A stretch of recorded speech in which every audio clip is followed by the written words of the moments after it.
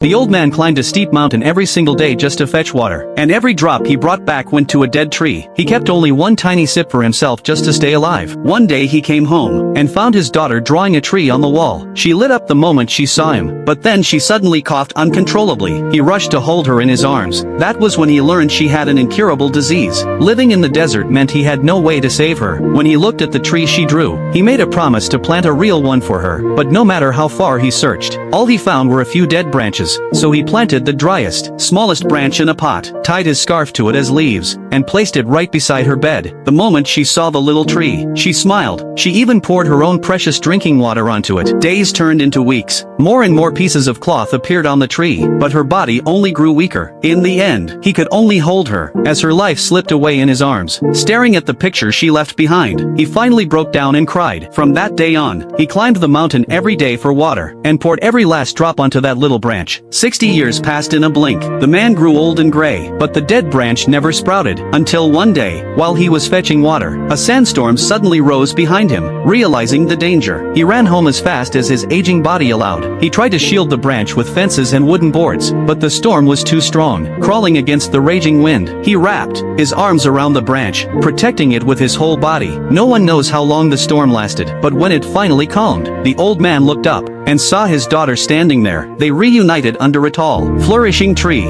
Even though the sand had already buried his body, his spirit had found its way back to her. Death isn't the end of life. Being forgotten is.